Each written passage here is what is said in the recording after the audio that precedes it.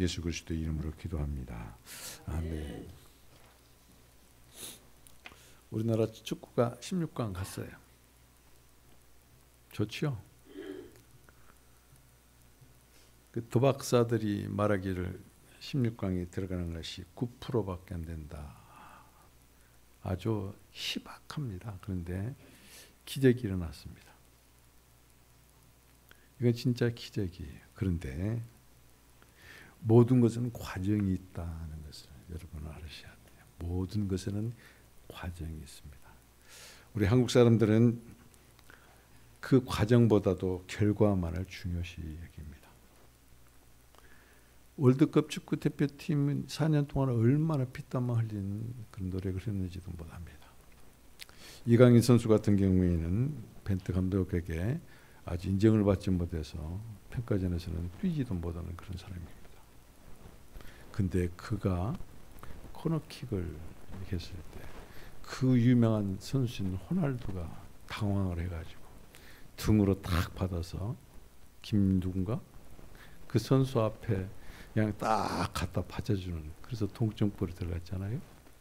그런데 손흥민은 역시 손흥민이더만 앞뒤로 7, 8명이 그렇게 감싸고 있는데 그게 발 사이로 싹 빼줄 때 누구요? 황희찬이? 아, 그 멋지게 들어가요. 너무나 행복했어요. 이 모든 것은 과정이 있는 것이. 우리 남석수 집사님이 아주 힘들고 어려울 때 10년 전 이야기입니다. 그때 병원을 찾아가서 목사님이 이렇게 같이 기도해 주도 솔직히 말씀드려서 우리 남석수 집사님 초점이 없었어요. 그래서 기도해 주고 같이 이렇게 해주고 나서 병원을 나올 때 마음이 그렇게 답답했습니다.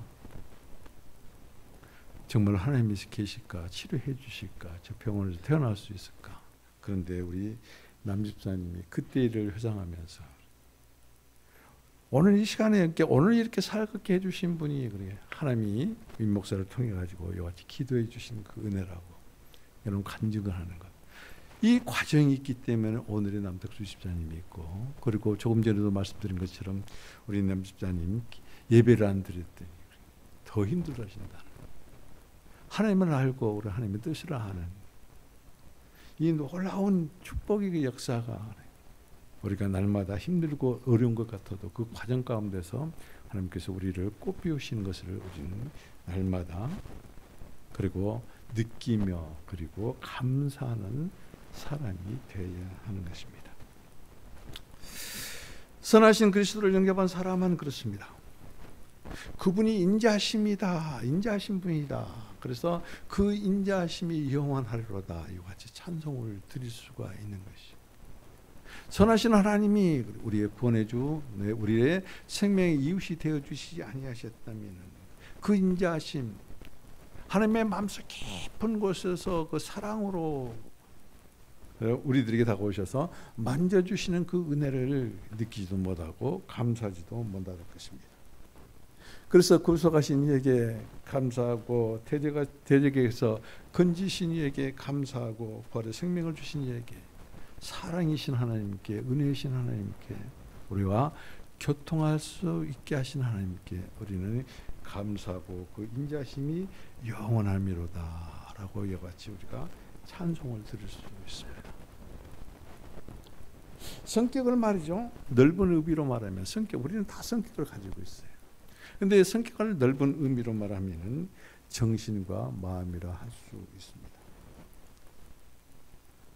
이 마음속에는 우리가 생각하는 것과 느끼는 것 그리고 행동하는 그런 기능들이 있어요. 그래서 이 성격은 환경에 대한 어떤 적응을 할 때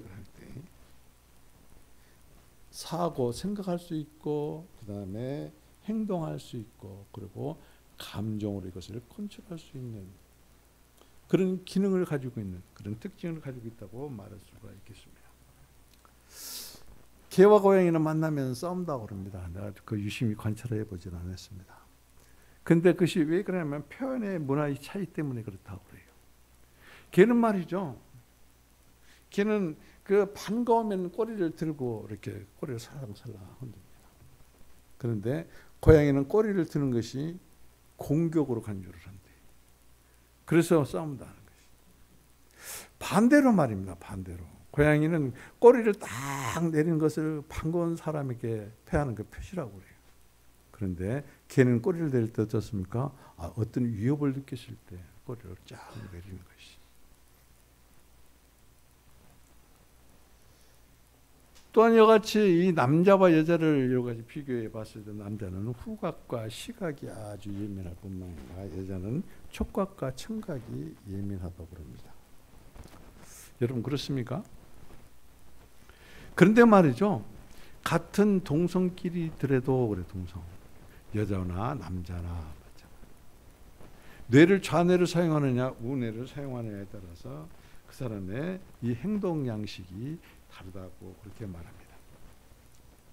좌측뇌를 쓰는 사람들은 어느 쪽 분석력이 뛰어나서 논리적인 것을 이렇게 잘 편다고 그래요. 그런데 우측뇌를 사용하는 사람들은 공간적인 지각과 그 다음에 기억력이 뛰어나다.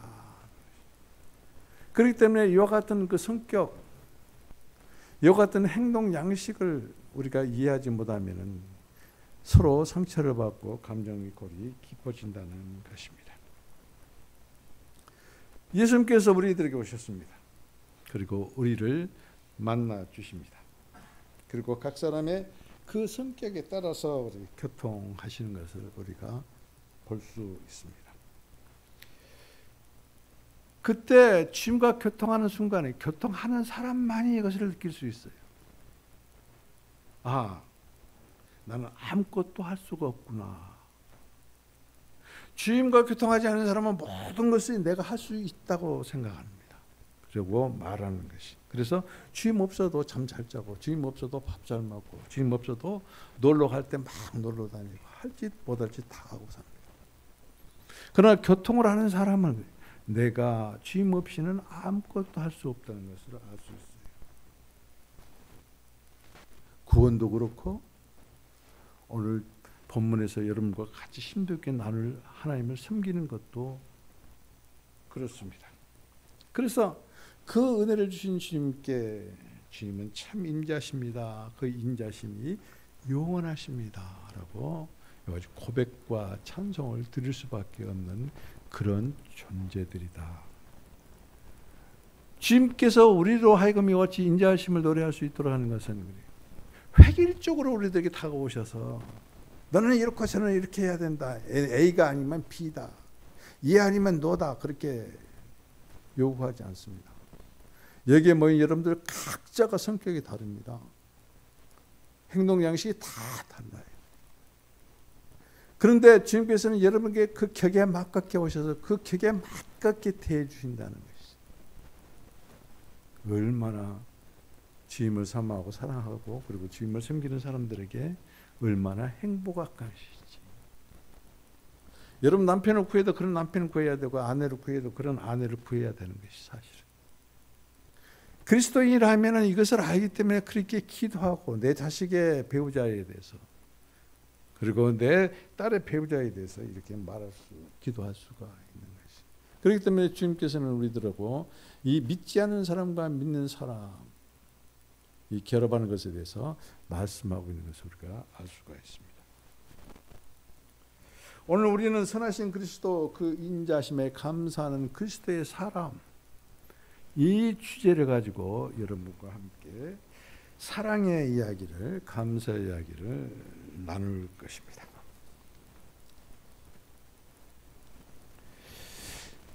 우리는 주님께 구원받은 존재예요. 구원받은 존재는 마땅히 주님을 섬겨야 돼요. 그런데 그 주님을 어떻게 섬겨야 되는가 그것이 문제예요. 내 성격에 따라서 행동 양식에 따라서 섬겨야 될 것인가 아니면 다른 어떤 방법으로 섬겨야 될 것인가에 대해서 오늘 우리들은 좀 더 깊이 이제 그 주님의 말씀 안에서 그것을 문제를 해결해 나가야 될 것입니다. 그분의 원하심에 따라서 주님께서 원하심에 따라서 우리는 주님을 섬겨야 되는 것이. 여러분들 예수 그리스도를 믿고 이와 같이 예배당에 나와서 예배를 드리면서 주님께서 원하심이 무엇인가? 기도를 할 때나 찬송을 할 때나 무슨 일을 할 때나 주님께서 지금 나에게 원하신 것이 무엇인가? 그것을 여쭤보고 그리고 물어보는가? 그리고 알아보는가? 그리고 그 말씀대로 행하는가? 이것은 우리가 부끄러운 짓이 아니. 육신의 몸을 입고 있는 사람은 그럴 수가 없어요. 그러나 하나님은 그렇게 하라고 합니다. 예수님은 그렇게 하라고 말씀하고 있습니다. 오늘 본문은 말이죠. 지난주에 여러분과 같이 은혜를 나눴던 선한 사마리아인의 그 비유에 이어서 그 비유 뒤에 예수님께서 베다니에서 마르다에 영접되는 이야기입니다. 유대인들에게는 이와 같이 배척을 당했어요. 거절을 당했어요. 선한 사마리아인, 그래서 상징하는 예수 그리스도 당신이 내가 너희의 이웃이다. 너희들을 섬기는 이웃이다. 지난주에 그 주제가 그랬죠. 그럼에도 불구하고 가서 너는 그와 같이 행하라는 주님의 말씀에 거역해서 거기에 아멘이 없어요. 아무 대꾸도 없습니다. 그리고 영접하지 않냐고 그냥 가버린 사람. 그런 후에 예수님께서는 오늘 어떤 한 마을에 들어가신 것을 시작으로 해서 이야기가 전개되는 것을 알 수가 있습니다. 우리는 선한 사마리아의 비유에 의해서 이와 같이 베다니에서 주님을 영접하는 마르다의 그 이야기를 통해 이 두 사례를 통해서 우리에게 그래 우리에게 나와 여러분에게 선하시고 인자하신 주님의 사랑에 의해 구원받은 후에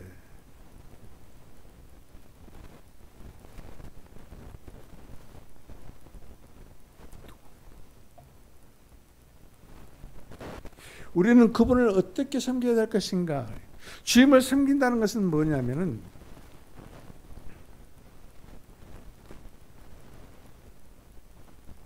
주님을 섬긴다는 것은 주님을 섬기는 사람은 그래. 아무나 주님을 섬기는 사람이 아니에요. 구원받은 자만이 주님을 섬기는 것이. 구원받지 않는 사람은 주님을 섬기지 못하는 것입니다. 그러니까 우리가 구원받은 후에 우리를 구원하신 분이 누구예요? 선하시고 인자하신 분입니다. 이것을 다시 다른 말로 표현하면 자비와 사랑이 충만하신 분입니다. 그분에 의해서 우리가 구원을 받았다면 구원받은 후에 그분을 어떻게 섬겨야 하는 것인가? 섬겨야 하는 것이 마땅하다는 것입니다. 그런데 그것을 어떻게 섬겨야 되는 것인가? 어떻게 섬기는 사람이 되어야 될 것인가? 먼저 우리는 구원을 받으려면 그분이 어떤 분인가를 인식해야 돼요. 그분이 자비와 사랑에 충만하신 분이고 그분이 선하시고 인자하신 분이라고 우리는 이제 시편 107편에서 그 이야기를 나눴습니다.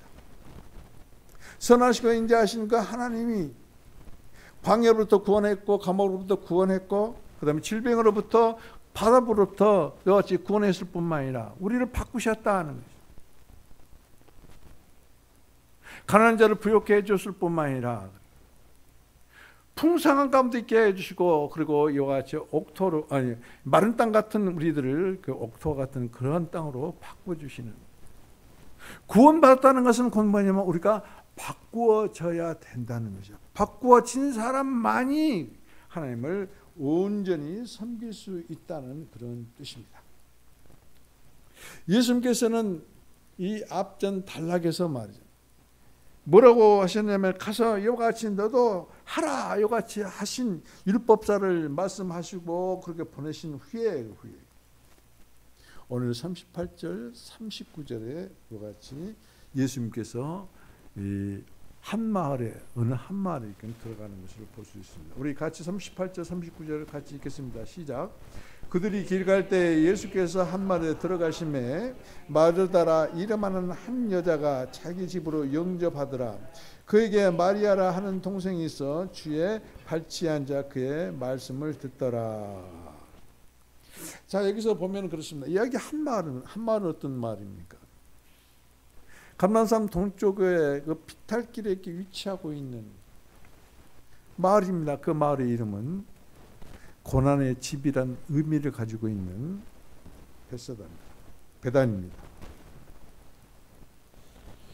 예수님께서 마지막 예루살렘 여행을 하고 그리고 예루살렘에 올라오셔서 예루살렘을 방문하셨을 때 낮에는 예루살렘에서 이같이 머무시면서 말씀을 전했지만은 저녁이 되면은 이 아주 뭐 틀림없이 이같이 베다니로 돌아오셔서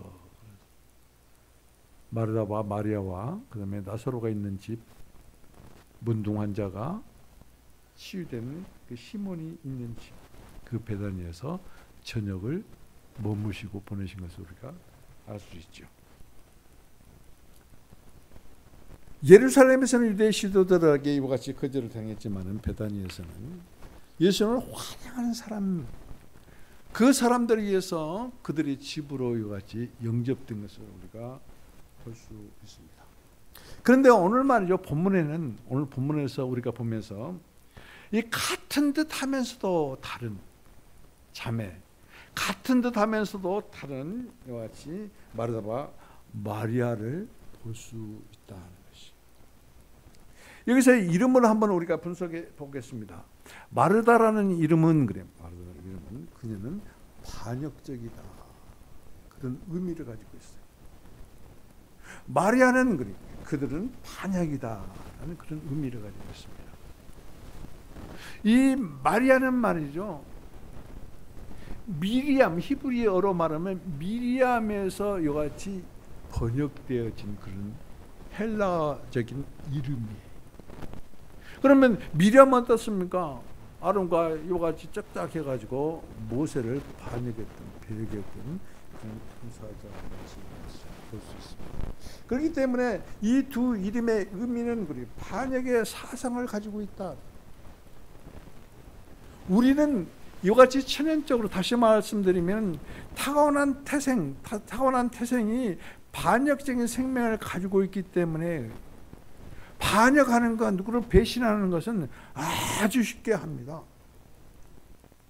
이런 면에서 봤을 때는 같은 듯 보입니다. 그런데 실제적인 예수 그리스도를 만나고 영접해 드린 후에 마르다와 마리아는 다른 것을 볼 수가 있어요. 그것을 우리가 구체적으로 한번 보겠습니다.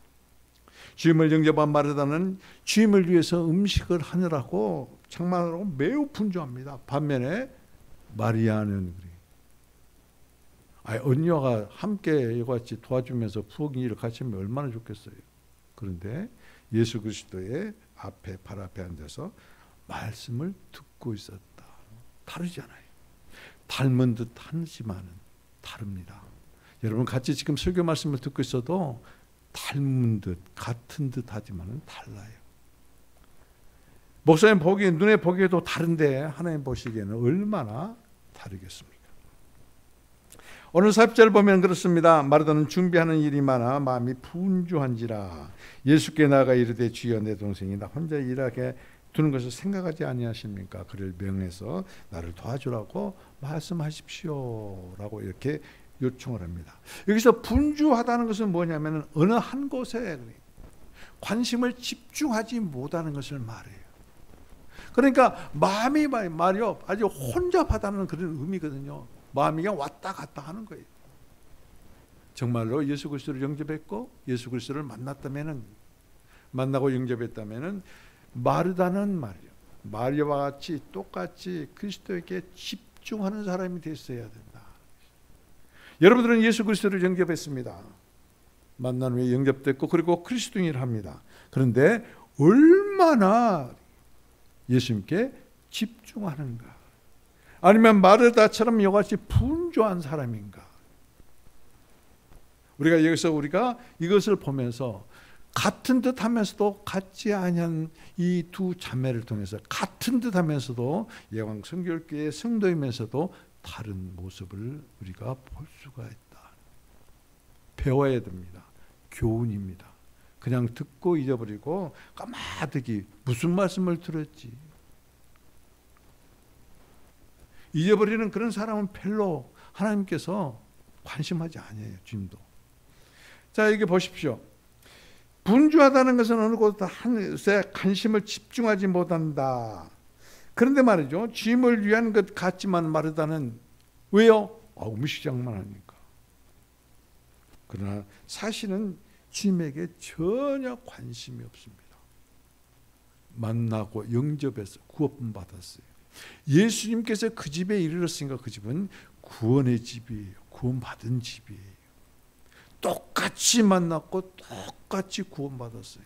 그런데 이 두 자매는 완전히 다른 것을 볼 수 있어요. 오히려 이같이 예수님께 집중해야 되고 예수님에만 관심을 가져야 되는데 마르다는 뭐라고 요청합니까? 주여, 내 동생이 나 혼자 일하게 했던 것을 생각하지 않습니까? 이건 뭐예요? 나에게 좀 관심 좀 가져달라는 것이에요. 여러분 그러죠? 나에게 관심 안 가져주면 막 그렇게 좀 시험 들지 않아요? 괜히 나에게는 엉뚱한 것이나 시키고 관심도 없고. 관심 갖게 해달라고 하기 전에 주님께 먼저 나의 온 마음을 집중하는 사람이 돼야 돼요. 마리아처럼. 그러면은 나에게 관심 갖게 해달라고 그런 말을 할 수가 없어요. 주님은 멀리 있고 내 마음대로 생각하고 내 마음대로 행동하면서 나에게 관심 갖게 해달라. 그것은 여러분도 한번 생각해 보세요. 여러분 자식들이 가까이 있어가지고 같이 교통하고 그런 사람에게 그런 자식에 한 정이라도 더 가지. 그렇지 않은 자식에는 좀 멀어져요. 솔직히 말씀드려서 그런 거예요. 같은 자식 아니에요.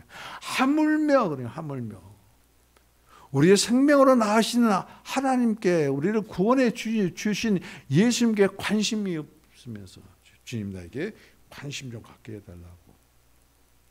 구원받은 마리아는 주님께 집중하고 있는데 마르다는 주님을 위한답시고 그러면서도 주님에게는 전혀 관심이 없는 것. 그런 마르다를 주님께서 타이르십니다. 뭐라고 합니까? 마르다야 내가 많은 일을, 염려 근심 있습니까? 많은 일을 하기 때문에 그래요. 어떤 일? 주님과 교통하는 일을 제외하고는 다른 모든 일들이 다 포함이 돼요. 주님께 집중하고 주님과만 교통하고 그리고 주님의 뜻을 알고 거기에 집중하지 아니하는 다른 모든 일들, 그런 일들 때문에 우리들은 염려와 근심이 있어요. 여러분 염려와 근심 있는 것이 있지 않아요? 무슨 은행의 관계가 어떻다든지 대출의 관계가 어떻다든지 전부 다 예수 그리스도의 외적인 것들이에요. 직장이 어떻다든지 사업이 어떻다든지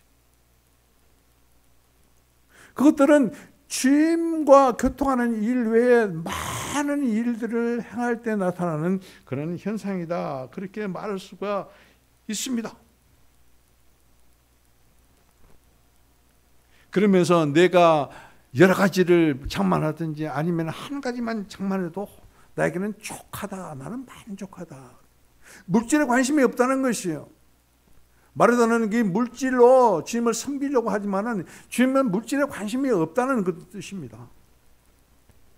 오직 나에게 관심을 주고 그리고 나와 교통하고 있는 이 마리아는 나에게 좋은 편이 있기 때문에 너에게 빼앗기지 않겠다고 아주 단호하게 거절한 것을 볼 수 있습니다. 사무엘은 말이죠. 사무엘상 15장에서 이렇게 말합니다. 하나님께서 여호와의 음성을 듣고 순종하는 것을 좋아하겠는가? 하나님의 음성을 듣고 순종하는 자를 좋아하겠는가? 아니면은 번제와 다른 제사를 드리는 것을 좋아하겠는가? 물어봅니다. 누구에게요? 사울 왕에게 지금 물어보는 것이. 그러면서 결론을 내립니다. 순종이 더 낫고 그 다음에 주님의 음성에 귀를 기울이는 것이 더 낫다. 이건 뭐예요? 교통하는 것이. 하나님과 교통하지 아니한 사람은 주님의 음성이 어떤 음성인지는 모릅니다. 그리고 괜히 자기의 육신적인 그런 어떤 것을 가지고 주님의 음성으로 알고 귀신에서도 주님의 음성으로 아는 사람들이 많다. 주님과 교통을 하면은 불순물이 없습니다. 그러나 주님과 교통하지 아니하면은 그 교통한 통로에 불순물들이 가득합니다. 내 생각, 육신적인 정욕, 세상적인 지식들로 다 오염되어 있습니다. 그것을 주님의 음성으로 듣는 사람들이 있어요. 육신의 소리를 주님의 음성으로 잘못 듣는 사람이 있다는 것이.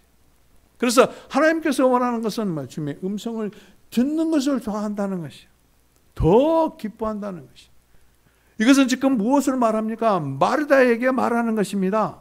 너는 나 때문에 분주하다고 하는데, 나와 함께 교통하면서 나의 음성을 듣는 것이 더 좋지 않느냐. 이와 같이 마르다에게 번면하는 것, 어떻게 보면 설득하는 것입니다. 관심이 없으면 이 말 안 씁니다. 관심이 있는 자에게 하나님은 말씀합니다. 성령께서는 관심이 있는 자를 이와 같이 만지시고 함께 하신다는 의미입니다. 그러므로 우리는 주님으로부터 구원받은 후에 주님을 향한 섬김을 해야 됩니다. 반드시 주님을 섬겨야 돼요. 구원받은 자에게 전형적으로 나타나는 모습을 주님을 섬기는 것이, 구원을 위해서는 선하시고 인자하신 하나님, 재배하시고 사랑이 많으신 예수 그리스도를 인식하고 알아야 그분께 나아가서 구원의 주님의 이름을 부르지요. 구원받은 다음에는 뭐요? 어떻게 주님을 섬길 것인가? 내 생각대로? 나의 어떤 행동 양식대로? 나의 성격대로? 아닙니다. 그러면 세상적인 지식, 세상적인 방법? 아닙니다. 주님께서 원하신 것이 무엇인가? 주님께서 기뻐하시고 즐거워하시는 이 선호하신 것이 무엇인가?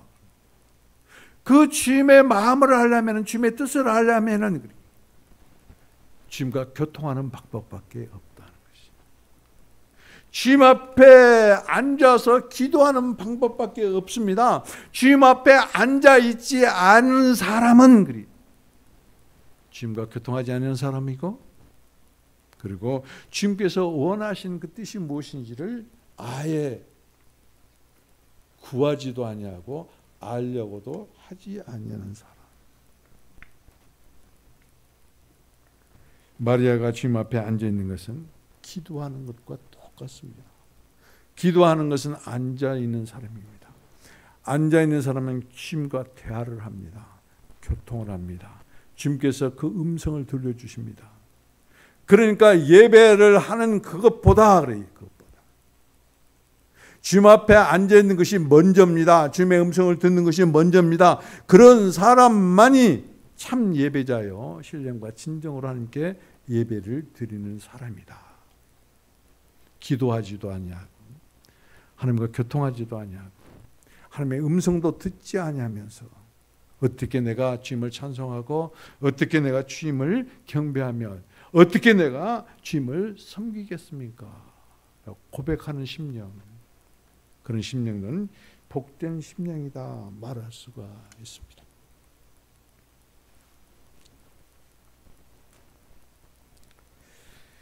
주님께서 이와 같이 마르다에게 권면하는 것은 너는 내 앞에 앉아서 이와 같이 내가 원하는 것이 무엇인지, 좋아하는 것이 무엇인지 그 음성을 듣고 알 때만이 가능하다, 이렇게 말하고 있는 것을 알 수 있습니다.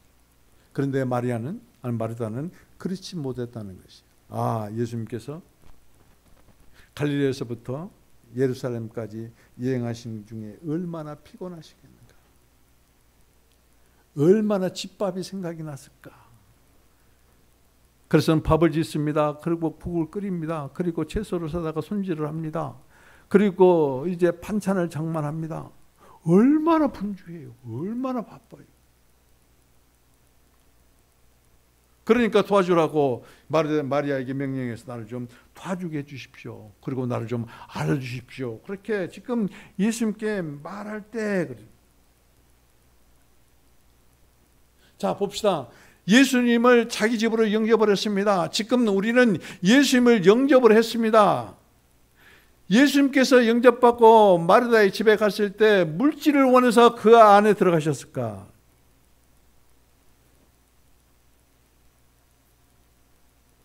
우리 교회에, 그리고 우리의 심령 안에 주님 환영합니다, 모셔드립니다, 오셔서 주님의 보좌에 앉으시고 나를 통치하시고 다스리시옵소서, 이와 같이 주님을 영접하고 환영함으로 말미암아 영접했습니다.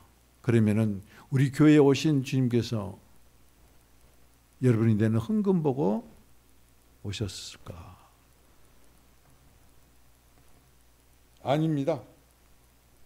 단호하게 말씀드릴 수 있어요. 주님께서 여기 오신 것은 우리가 온전히 주님 앞에 무릎을 꿇고 아니면 앉아서 서서 행하는 것이 먼저가 아니라, 마리아 마르다처럼 먼저 행하는 것이 아니라 마리아처럼 먼저 앉은 것이 더 중요한 것을 우리들에게 말씀하고 있습니다. 지금 오늘 이 본문에 보면은 말이죠, 아주 누추한 방을 말입니다. 그리고 험한 벽을 도배질을 다 했어요. 도배를 깨끗하게 도배를 했어요. 도배를 다 해놓고 보니까 그 벽에 말입니다, 아름다운 그림이 하나가 딱 나타나는데, 그 그림이 어떤 그림이냐? 주님 앞에 앉아있는 마리아. 지금 여러분은 심령의 말입니다, 예수 그리스도의 피로 전부 다 깨끗하게 씻겨져 있습니다. 그리고 지금 말씀의 도배를 하고 있습니다. 그런데 그 말씀의 도배 위에 나타나는 아름다운 그림이 하나 있는데, 여러분이 주님 앞에 무릎 꿇고 앉아있는 모습, 주님과 함께 교통하고 교제하고 있는 그런 모습, 그런 그림이 여러분의 심령 가운데 그려져야 돼요. 다른 걸 그리려고 하지 마세요. 이것은 정말로 중요합니다. 그렇기 때문에 세상 사람들은 말이죠, 구원받으려고 무슨 짓을 하냐면 적선한다는 거예요. 적선. 착한 일, 선한 일 하면은 천당에 간다고 그래요. 절대 아닙니다. 헌금 많이 낸다고 해서 천당 가는 게 아니에요. 천국 가는 게 아니에요. 구원받은 사람이 마땅히 해야 될 것이 무엇인가? 주님 앞에 앉아 있는 것이. 왜요? 주님의 원하심이 무엇인가를 알아야, 그래야 바르게 주님을 섬길 수 있다. 우리가 예배를 드리는 것도, 경배하고 찬양하는 것도 섬기는 것이. 주님을 모르는데 어떻게 주님을 섬길 수 있고 예배할 수 있고 경배하며 찬양할 수 있고, 그리고 주님과 함께 모시면서 동행할 수 있는가? 동행하는 것, 섬기는 것이. 기도하는 것, 주님을 섬기는 것이. 우리는 주님의 원하심을 따라서 행할 때 온전히 섬기는 것입니다. 그런데 온전히 섬기려면 앉아있지 아니하고는, 주님 앞에 앉아있지 아니하고는 마리아와 같은 자기의 생각대로, 집밥 좋아하시겠지. 집밥 좋아하지 아니하는 사람 어디 있어요? 엄마가 아는 애가 이같이 집을 밥을 지어주는 그 밥이 얼마나 맛있어요. 아무리 좋은 것도 밖에 사 먹은 것은 양이 안 차요. 살로 가지 않아요. 마리아의 생각은 정말로 좋은 생각입니다. 그런데 과연 주님께서는 그 음식 먹으려고 마리아의 집에 갔을까? 과연 예수님께서는 우리 교회에 헌금 보고 오셨을까? 절대 아니다는 것입니다.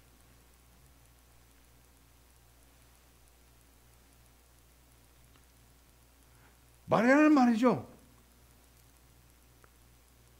예수님께서 무슨 말씀을 들었을까? 그것이 궁금하지 않아요. 주님 발 앞에 앉아서 주님과 교통을 했다면 주님께서 무슨 말씀을 했을 거 아니에요. 주님께서는 제자들에게 아무리 말해도 귀담아 듣는 제자들이 한 사람도 없었어요. 그래서 예수님께서는 다시 마리아에게 그렇게 말씀하십니다. 내가 예루살렘에 온 이유가 있다. 그것은 대제사장들과 바리새인들에게 넘겨져 가지고 내가 십자가에서 못 박혀 죽기 위해서 여기 왔다. 그리고 나는 사흘 만에 다시 부활할 것이다. 제자들은 그 한 사람도 귀담아 듣지 아니했던 주님의 음성입니다. 주님의 음성. 마리아는 곧대로 마음에 새겼습니다. 그리고 그때부터 마리아는 예수님의 장사를 준비하기 시작하는 것이.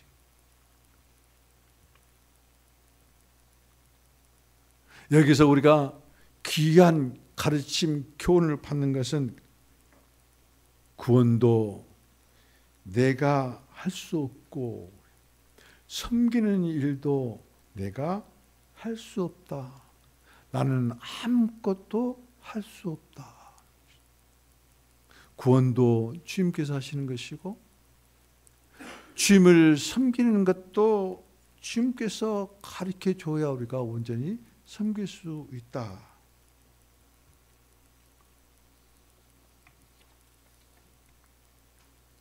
우리는 구원을 위해서 아무것도 할 필요가 없습니다. 뿐만 아니라 구원을 받은 우리는 또 주님을 섬기기 위해서 아무것도 할 수 있는 것이 아무것도 없다.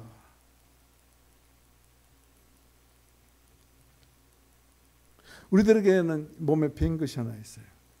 예를 들어서 말하면 이 신랑 신부가 사랑해서 결혼을 했습니다. 신부가 이 남편이 이제 퇴근하고 오면은 맛있는 음식을 해줘야지. 그리고 종일토록 유튜브를 뒤져보고 그리고 시장에 가서 그 반찬거리를 사고 그래서 종일토록 식탁을 마련합니다. 아, 맛있게 사랑함으로 이 음식을 먹여야지.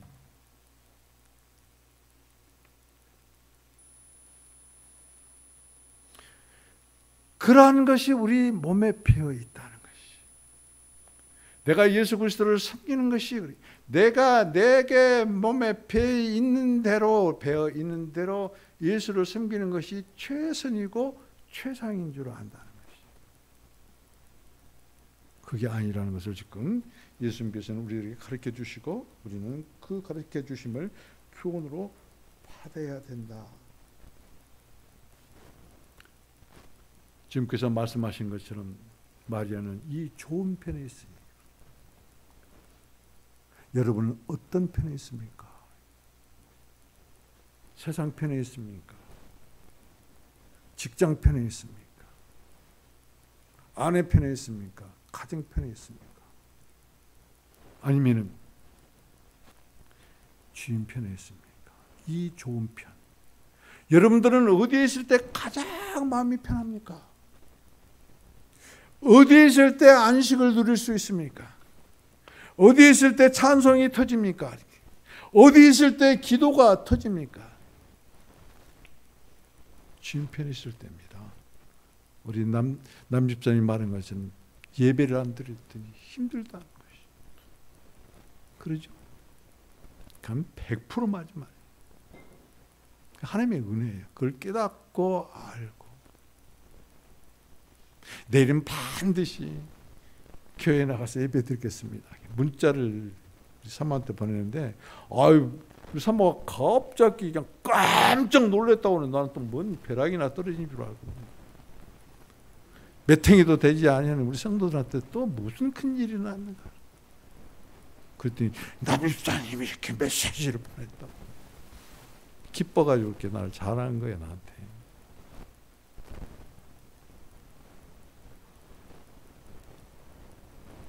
여러분, 섬기는 것은 일이 먼저가 아니에요. 섬기는 것은 행하는 것이 먼저가 아니에요. 제가 자꾸 반복해서 말씀드리는 것은 이건 중요하기 때문에, 중요하기 때문에. 앉은 것이, 앉아서 듣는 것이, 주님과 교통하는 것이. 그래서 주님께서 원하심이 무엇인가를 아는 것이. 그리고 그때 일어나는 것이에요. 일어선 것이 스탠딩. 그 다음에 워크입니다. 행하는 것입니다. 지식 노선에 있는 사람들은 먼저 행해요. 지식 노선에 있는 사람들은 먼저 말해요. 지식 노선에 있는 사람은 그리스도인이라 하면서도 앉아있지 않아요. 지식이 먼저거든. 내 아는 지식이 먼저예요. 마르다와 마리아가 같은 듯 하면서도 다른 이유가 거기에 있어요. 마르다는 지식 노선에 있는 사람이에요. 예수님 앞에서도 지식을 자랑하는 사람이에요. 나의 지식이 어떻다는 것을 드러내고 그리고 그걸 뽐내는 사람이에요. 그러나 마리아는 그렇지 아니에요. 그런 생명의 길이 있었습니다. 생명의 노선이 있었습니다. 생명의 주님과 함께 교통하고 있었습니다. 그의 오라비 나사로가 죽었습니다. 중병에 걸렸습니다. 그래서 중병에 걸려서 죽게 되었으니까 마르다가 사람을 시켜가지고 빨리 오십시오 그러고 그리고 도움을 요청합니다. 그런데 예수님께서는 죽고 장사한 지 4일째 될 때 그때서 예수님께서 오셨습니다. 그때 마르다가 뭐라 합니까? 주님이 여기에 계셨더라. 이것은 무엇을 의미합니까? 주님께서 조금만이라도 빨리 오셨더라면 내 오라비가 죽지 아니하였을 텐데. 그때 예수님께서 마르다에게 말합니다. 내 오라비가 살아날 것이다. 내 오라비가 다시 살아날 것이다. 그때 마르다가 지식을 뽐냅니다. 예수님 앞에서 아는 척합니다. 그렇습니다. 부활 때는 다시 살 줄로 믿습니다. 지금 예수님께서는 지금 부활, 이 시간 그 시각 그 부활을 말하고 있는데 지식인 마르다는 장래에 부활이 있다는 것을 지식을 뽐내는 말을 하고 있다는 것이죠. 구원받았지만은 지식의 길에서 아직도 벗어나지 못하고 있는 마르다. 마르다는 말이죠, 상당히 논리적입니다. 그리고 적극적입니다. 활동성이 강한 사람입니다. 그런데 마리아는 상당히 단순하면서 감성이 깊은 그런 동생이에요.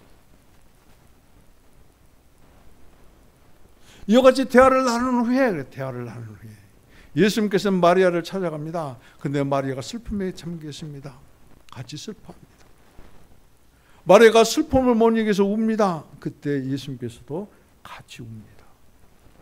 격이 다르잖아요. 마르다와 마리아의 격이 다릅니다. 성격이 다릅니다. 논리적으로, 그리고 논리적인 것으로 이같이 말하는 마리아는 논리적으로 말할 뿐만 아니라 이같이 당신이 누구라는 것을 아예 마르다에게 계시라면 내가 부활이다. 부활의 주님, 생명의 주님이 나사로를 살리겠다는 그런 의미입니다.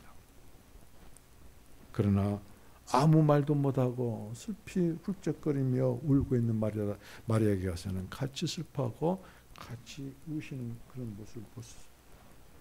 예수님은 획일적이지 않습니다. 이같이 각 사람들의 격에 맞게, 많이 배운 사람은 많이 배운 사람 그 수준에 맞게, 적게 배운 사람 적게 배운 사람의 수준에 맞게, 가난한 사람은 가난한 자의 수준에 맞게, 부유한 사람은 부유한 수준에 맞게, 건강한 사람은 건강한 수준에 맞게, 병약한 사람은 병약한 사람의 수준에 맞게.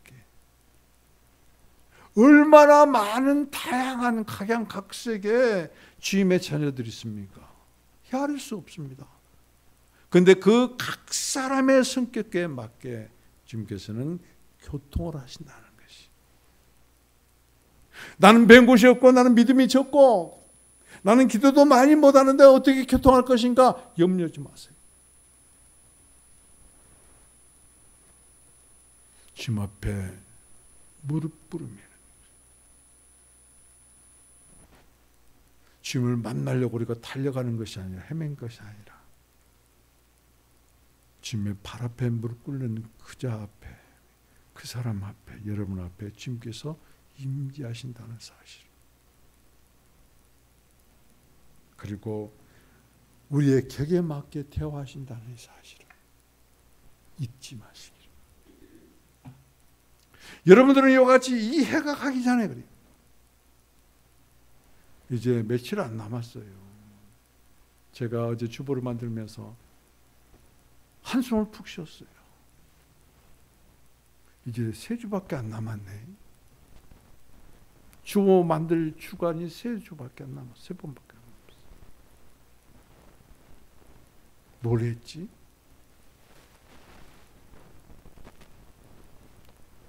그렇게 힘들게 설교를 준비하고 그렇게 힘들게 설교를 했는데 우리 성도들은 지금 어떻게 변해 있지?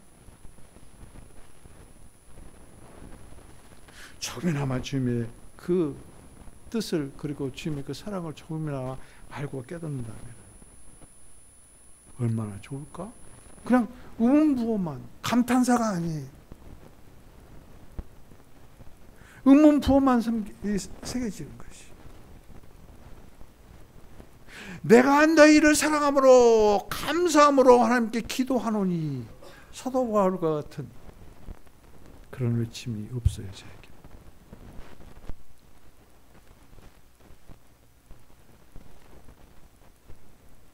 마르다는 말이죠. 요한복음 12장에 가서 보면은 거기에서 이와 같이 이 베다니 시몬은 문둥 환자였는데 치료받은 시몬의 초청을 받고 예수님이 거기 가십니다. 제자들도 함께 가십니다. 그곳에는 나사로도 있고 마르다도 있고 마리아도 있습니다. 거기에서 여전히 마르다는 섬기는 일을 해요. 호스티스 일을 하고 있는 모습을 볼 수 있어요. 그런데 그 순간에 마리아가 한 나도 옥합을 약 360cc쯤 된다고 해요. 한 방울이 아니고 두 방울이 아니라 아예 그를 통째 주님의 발에 붓습니다. 그리고 긴 머리를 늘어뜨려서 주님의 이 발을 씻깁니다. 그랬더니 온 집안이 이와 같이 나디향으로 가득했다. 그런데 어느 곳에 가든지 반대하는 사람이 있고 힐난하는 사람이 있고 비판하는 사람이 있습니다. 제자들이 들고 이렇습니다. 그 중에서도 아예 톡 튀어나온 사람 하나가 있어요. 유다입니다. 이것을 여기서 뭐라고 하냐면 1년치에 드는 약 300데나리온에 팔아가지고 참 말이 좋아요. 가난한 사람 돕지 왜 이걸 낭비하느냐 소비하느냐 그러면서 막 힐난합니다. 그때 예수님께서 이렇게 말씀하십니다. 어찌 괴롭게 하느냐. 그가 내게 좋은 일을 했다. 그는 힘을 다해서 내 장사를 준비했다. 전파가 되는 곳에 이 여인이 하는 것을 기념하라. 이렇게 말씀하십니다. 이건 너무나 우리가 잘 아는 것이. 그런데 우리가 여기서 한번 눈을 조금 더 크게 뜨고 말씀을 자세히 들여다보면 거기에 마르다가 있었다. 나 좀 알아봐 달라고 하는 마르다가 있었다. 그런데 이 마르다가 말이죠. 얼마나 활동성이 있고 말은 바른 말을 잘하는 사람인지 몰라요. 그런데 여기서는 침묵을 합니다. 비난에 동조하지 않아요. 비난에 동참하지 않아요. 나를 도와주지 않는다고 그렇게 따지던 마리아가 그 값비싼 거예요. 이 노동자 1년치의 연봉이에요. 연봉. 그것을 한 번에 쏟아 보았음에도 불구하고 가룟 유다와 같은 비난 한마디를 하지 아니한 것을 우리가 볼 수 있어요.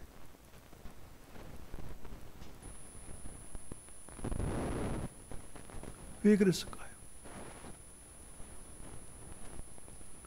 맨 처음에 자기 생각대로 자기 뜻대로 그리스도를 섬기던 사람입니다.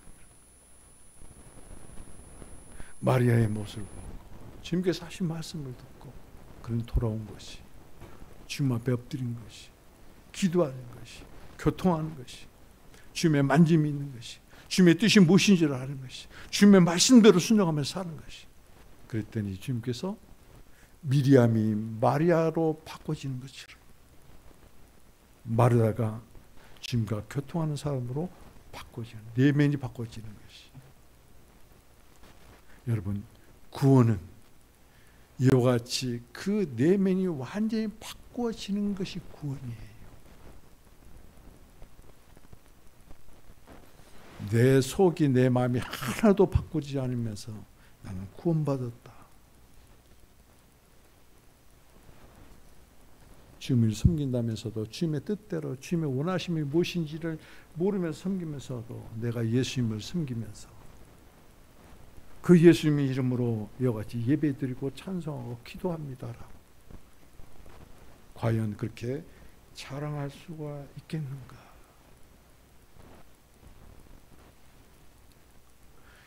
예수님 주위에 있는 사람들은 모두가 시험을 받습니다. 예수님은 당신 자신이 뭐라고 그랬어요? 이 거치는 돌이라고 그랬어요. 제사장들과 바리새인들은 예수님의 이 거치는 돌에 걸려 넘어진 사람입니다.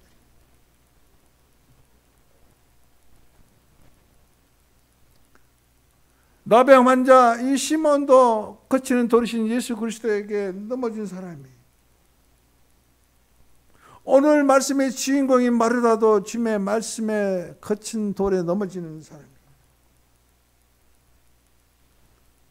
주님께서 그렇게 사랑하는 마리아도 넘어진 사람이고 제자들도 그랬습니다. 그런데 어디로 넘어지냐 그것이 중요하지 않아요. 그들은 그리스도에 넘어진 사람은 구원받고 그리스도의 그 마음의 뜻을 알아서 주님을 잘 섬기는 사람이었지만 그렇지 못한 사람은 유황 그 홍수 같은 유황불에 휩쓸려서 지금 둥둥 어디로 떠나려고 하고 있습니다. 영원한 지옥불로 떠나려고 하고 있는 것을 볼 수 있습니다.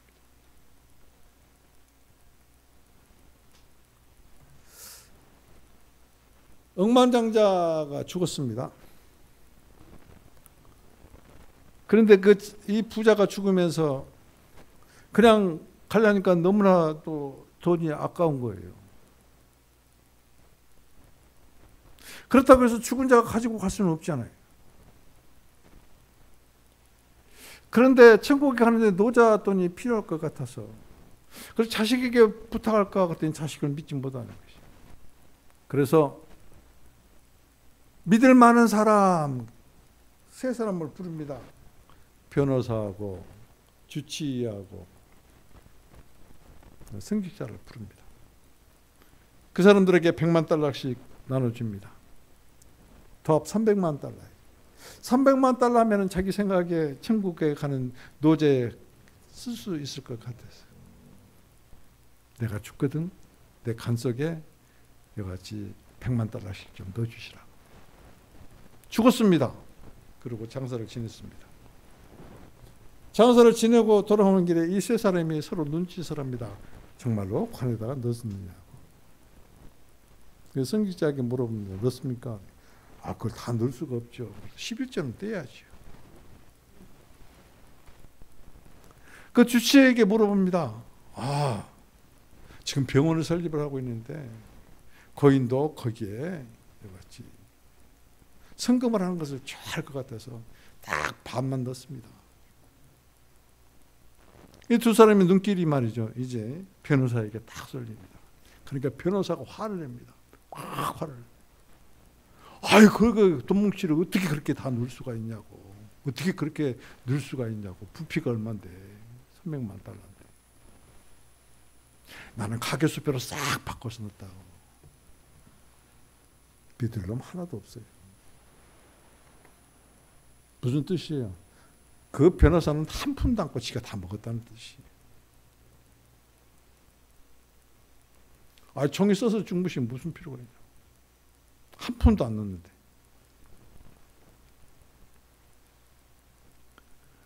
왕복에는 돈으로 가는 게 아니에요. 왕국에 갈 수 있는 사람은 구원을 받았지만 갈 수 있는 사람은 주님과 교통하는 사람이에요. 새 사람이 되는 것이. 변화가 되는 것이 마르다처럼.